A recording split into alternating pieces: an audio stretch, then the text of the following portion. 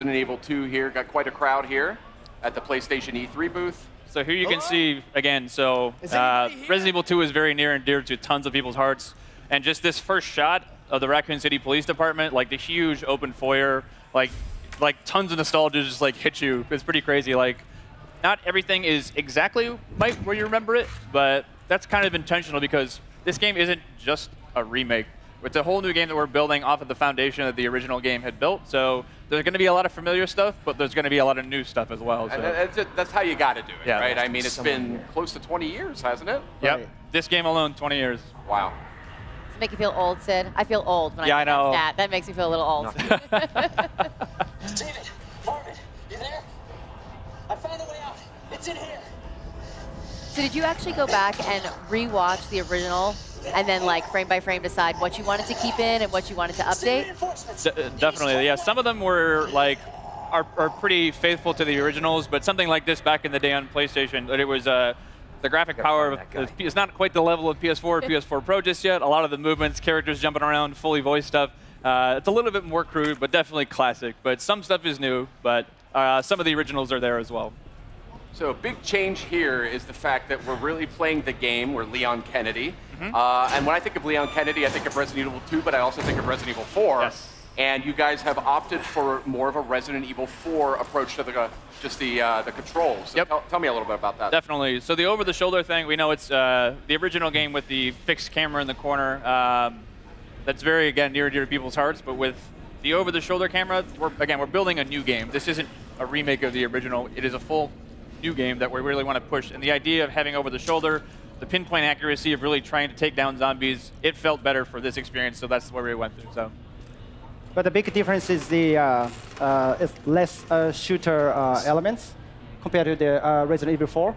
This is more, like a Metroidvania style, survival horror, classic gameplay.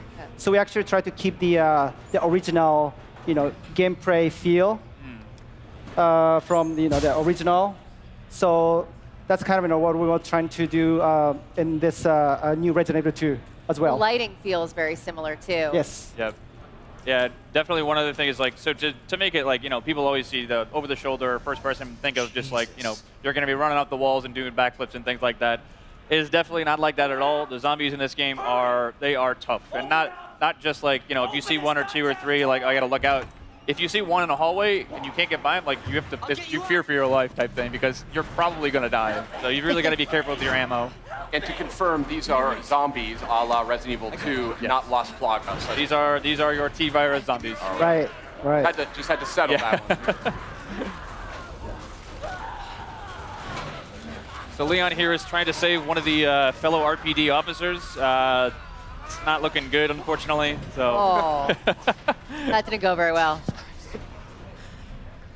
Now, we know there's going to be some familiar faces in this as well, and some characters that we've seen in other games. We saw that in the showcase asset just last night. But tell me a little bit about the approach to that.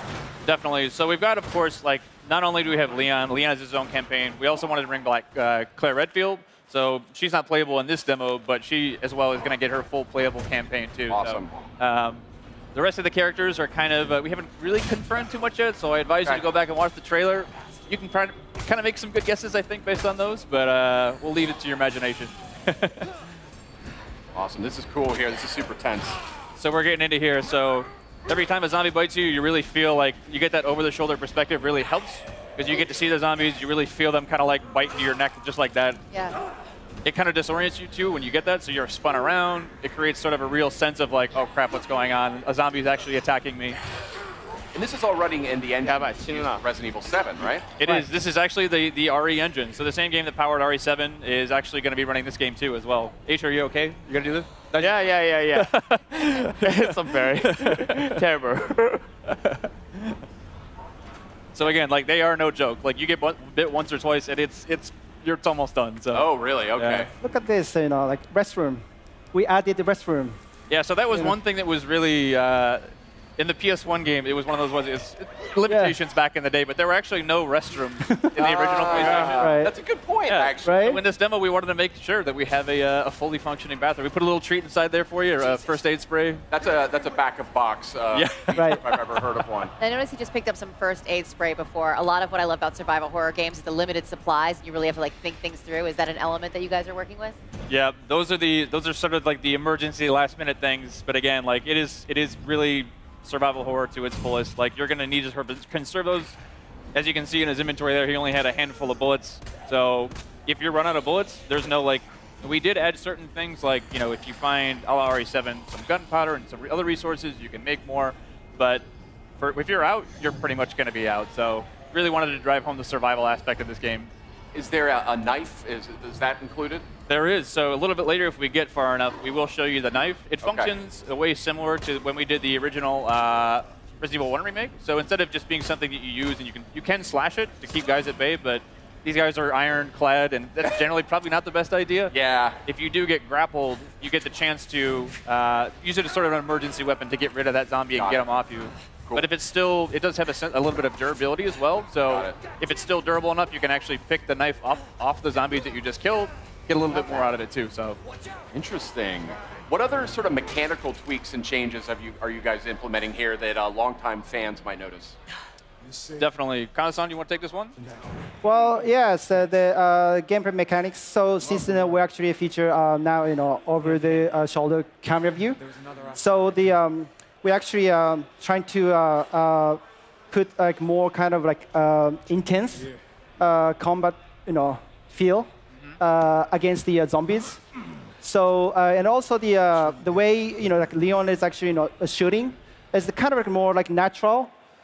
Feel more close to the like Resident Evil 7 kind of combat style. Yeah. There is some stuff a little bit later in the demo too, where it wasn't present in the original game, where it's a little bit, again, pushing that survival aspect of the game. You can find like wooden boards to board up windows, to choose whether you want to board up that one, if that zombie is a really problem for you. Otherwise, you can save it later in case something else comes up, but it really is about that choice of how do you want to play. That is cool. That's something I've always wanted to see in more like zombie games. Is right. People easy to fortify. You know what fortify I mean? stuff. Because that's like the first thing you're going to do, right? If you were in a real zombie attack. Board everything up. And you're now, obviously, Sid and I are big Resident Evil fans, but for those out there that maybe haven't, approached the franchise before or something, do you feel like this is a good title to start with? Mm-hmm. Definitely. I mean, this is almost the like Resident Evil 2 is obviously the second game in the franchise, but really is sort of the genesis of where a lot of the groundswell around the brand came up. So again, if you haven't played this title before, the story is about Raccoon City is a Midwestern town. A mysterious outbreak hits. Zombies are everywhere. It's Leon, the guy with the RPD vest on here. It's his first day on the job as a cop, and he's basically coming to work, and what happened? There's zombies everywhere. He's finding his comrades are basically going through hell. And Claire Redfield, who is the other character in the game, she's a college student. She's looking for her brother Chris, who works in the Special Forces. And they basically fates intersect, and you'll be able to sort of see each other's perspectives throughout the game. So now he's got the combat knife. Yes. From, so here we have our knife. Yeah. That we get from Marvin. Marvin, yes.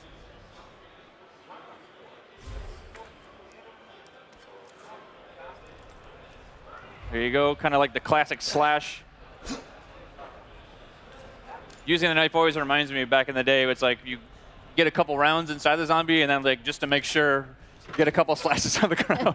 Because half the time they'll come up and just like grab you as you walk by.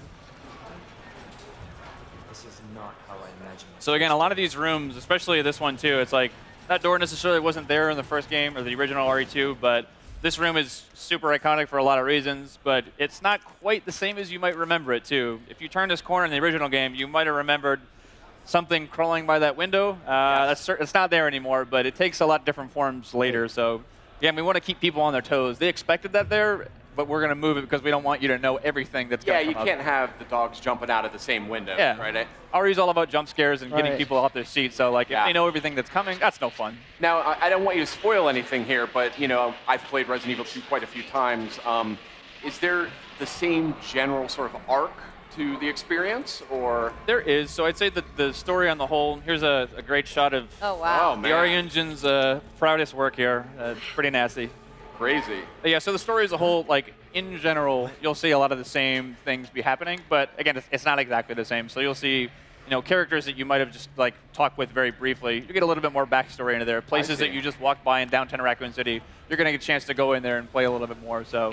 And you had mentioned Claire will be a playable character. Will that sort of cross over, they had the ability to sort of interact with each other's storyline a little bit in the original game. Right, from time to time. So it's going to be slightly different because back in the day it was we call it a zapping system. You could play A and B scenarios, but we wanted to have each character have their own separate campaign. They certainly will be crossing over, but it's going to be updated, modified for this new version of the game too. So awesome. This is looking great, guys. I'd love to sit here actually and do this for about another 15 or 20 minutes, but I think we actually got to get going, okay. Which is a super